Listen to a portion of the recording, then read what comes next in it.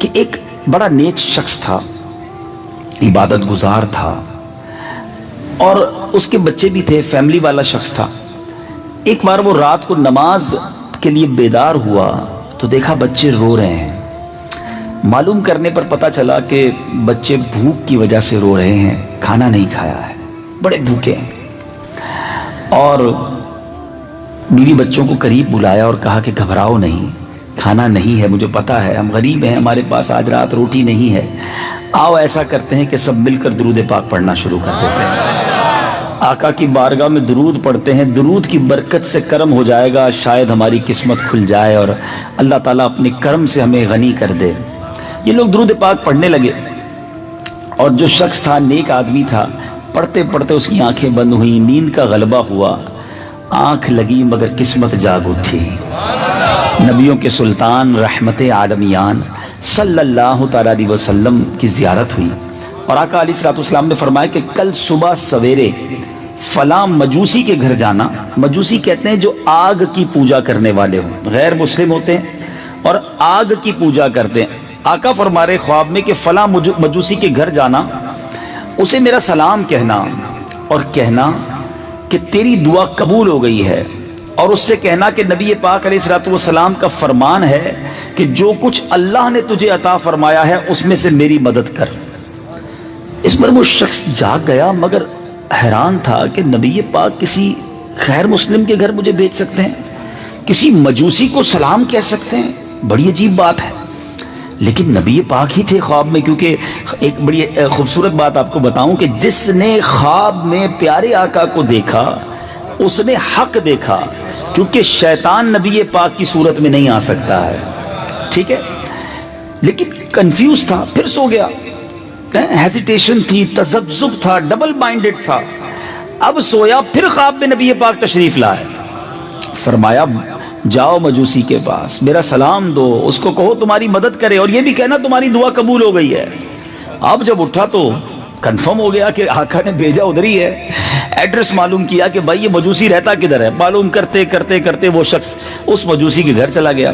اس کے سامنے بہت سارے نوکر چاکر تھے، بہت بڑا محل تھا، ون آف دا بگیسٹ، بہت بڑا بزنس مین تھا اس زمانے کا وہ۔ تو اس نے لوگوں سے کہا ذرا آپ سارے ہٹ جائیں، مجھے اکیلے میں ان سے بات کرنی ہے۔ سب لوگ پیچھے ہو گئے۔ یہ جاتا ہے مجوسی کے پاس اور اسے کہتا ہے کہ میں آپ کے لیے ایک پیغام لایا ہوں، اور بڑا اسپیشل پیغام ہے۔ کہا بتائیے کیا پیغام؟ کہا ہم مسلمانوں کے نبی علیہ السلام نے آپ کو سلام کہا ہے۔ تو وہ کہتا ہے آپ کے نبی کو معلوم نہیں، میں تو مجوسی ہوں، میں تو ان پر ایمان ہی نہیں لاتا، میں تو مسلمان ہی نہیں ہوں، مجھے سلام کیسے کہا ہے؟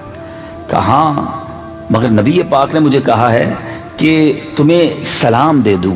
تو کہا اچھا کچھ اور بھی انہوں نے فرمایا؟ کہا ہاں یہ بھی فرمایا ہے کہ تمہاری جو دعا ہے نا وہ قبول ہو گئی ہے، اور تمہیں یہ بھی کہا ہے کہ میں غریب آدمی ہوں، تمہیں جو اللہ نے دیا اس میں سے میری مدد بھی کرو۔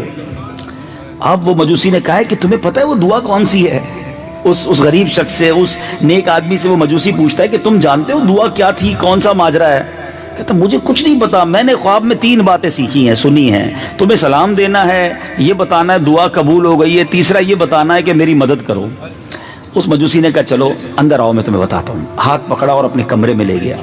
جیسی کمرے میں داخل ہوئے نا، مجوسی نے کہا اپنا ہاتھ لاؤ، اس کے ہاتھ پہ ہاتھ رکھا اور اشہد ان لا الہ الا اللہ واشہد ان محمدن عبدہ ورسولہ، کلمہ پڑھا، کہتا ہے گواہی دیتا ہوں اللہ کے سوا کوئی معبود نہیں، اور محمد صلی اللہ علیہ وسلم اللہ کے آخری نبی رسول ہیں۔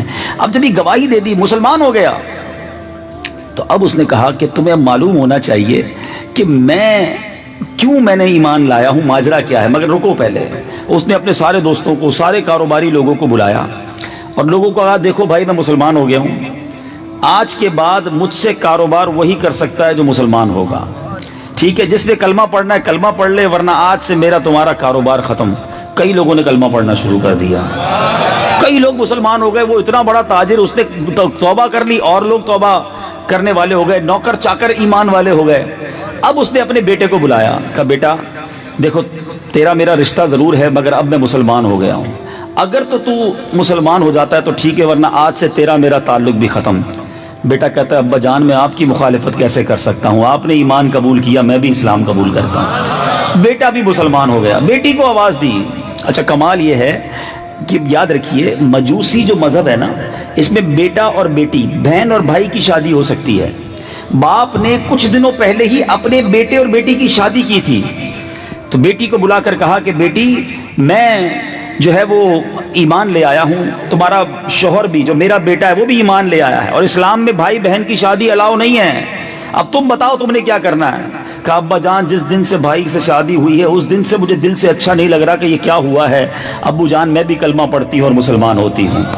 دونوں بھائی بہن میں بھی جدائی ہو گئی۔ اب وہ بھائی بہن تھے، ظاہر ہے یہ تو حرام کام تھا، غلط کام تھا۔ اب وہ بندہ جو پیغام لایا وہ ہکا بکا، شوق کے معاملہ کیا ہے، ایک کے بعد ایک مسلمان ہوتا چلا جا رہا ہے، مجھے تو بتاؤ وہ معاملہ کیا ہے، وہ پیغام کیا تھا، وہ دعا کیا تھی، وہ راز کیا تھا۔ اب وہ کہتا ہے بھائی مسئلہ یہ ہے کہ میں نے اپنے بیٹے اور بیٹی کی شادی کچھ دنوں پہلے ہی کی تھی، بہت بڑی دعوت کی تھی، سارے شہر کو بلایا، زبردست کھانا پکایا، سب کو کھانا کھلایا، طرح طرح کے کھانے تھے، پیسہ بہت تھا، سارے لوگ آئے تھے۔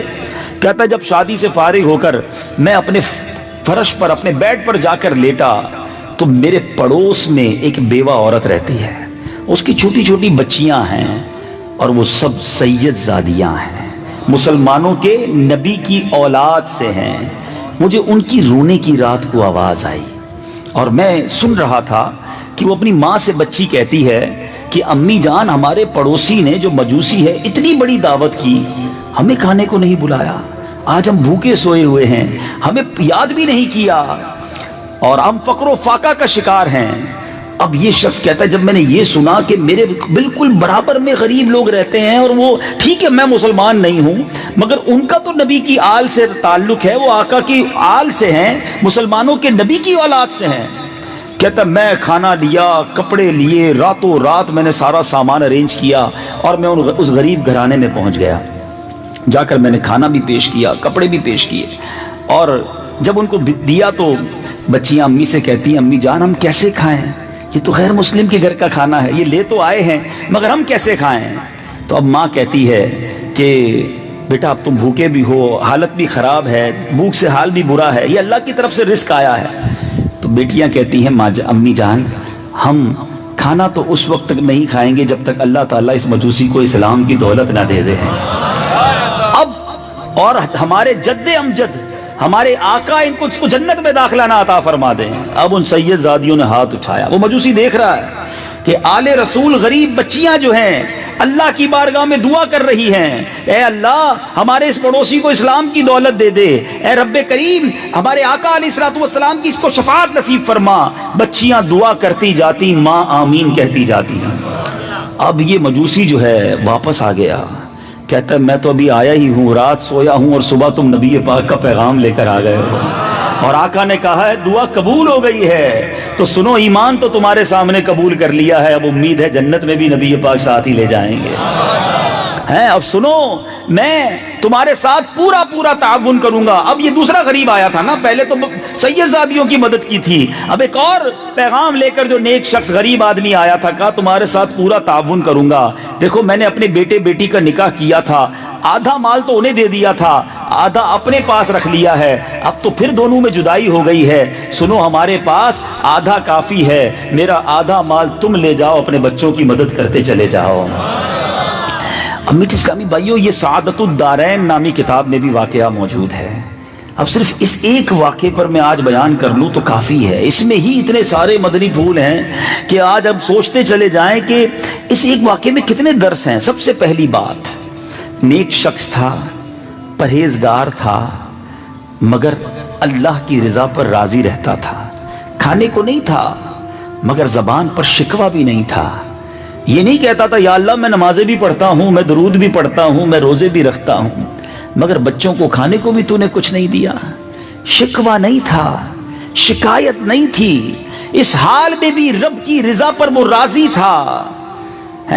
شاعر لکھتے ہیں نا، زباں پر شکوے رنج و علم لایا نہیں کرتے، زباں پر شکوے رنج و علم لایا نہیں کرتے، نبی کے نام لیوا غم سے گھبرایا نہیں کرتے۔